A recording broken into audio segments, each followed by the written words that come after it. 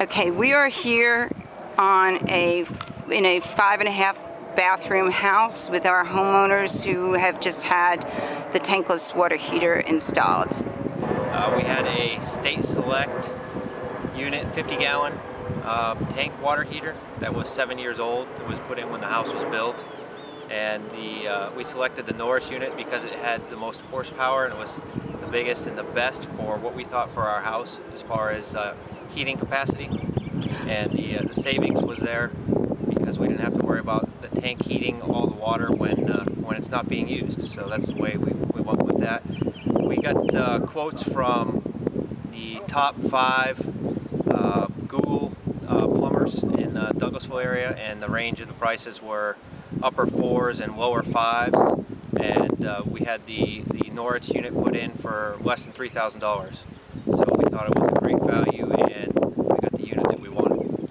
Let me ask you this, did you, so you researched yourself what type of tankless water heater you wanted prior to us making our recommendation?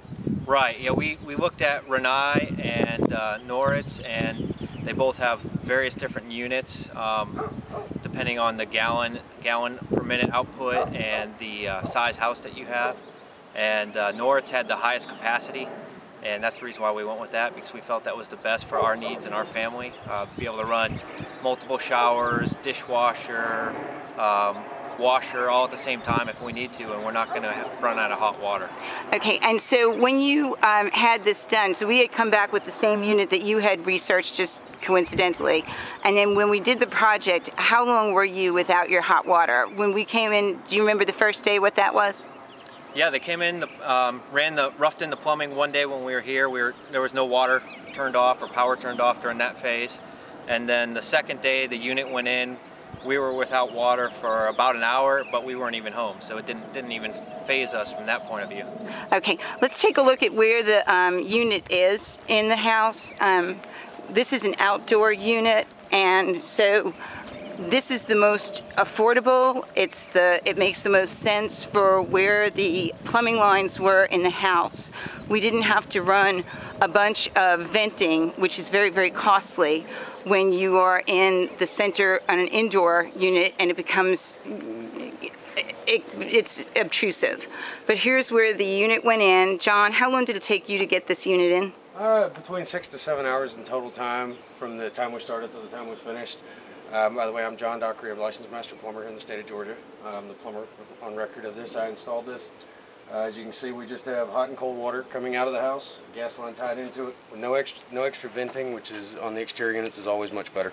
Okay, and then everything's been sealed up nice and tight, so we don't have any rodents that could possibly be going in either. No, we seal up the hole, and we also insulate the water lines just because they are outside, even though they are by the hot water heater, and they should not ever have any issue being by the tankless water heater.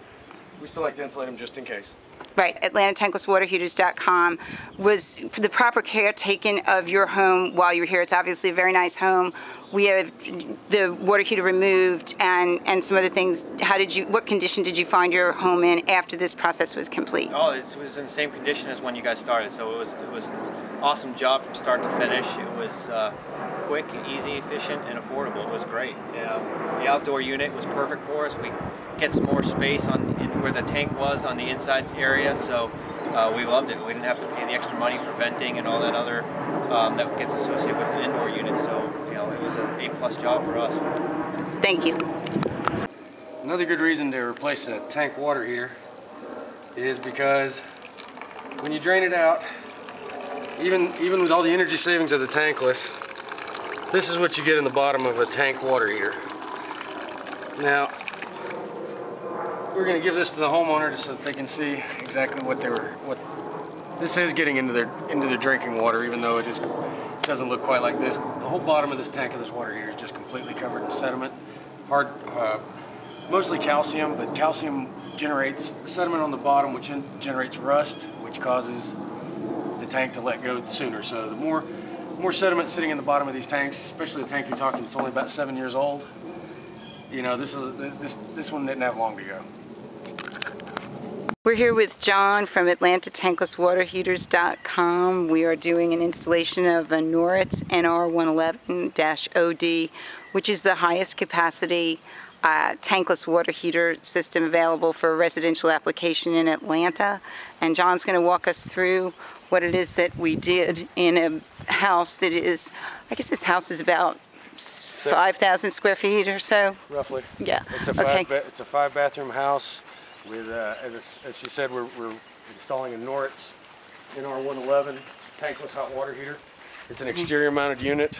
We are in the process of still installing it, as you can see. This particular unit is capable of, as she said, the largest capacity for any. It's about 11.2 gallons per minute on average.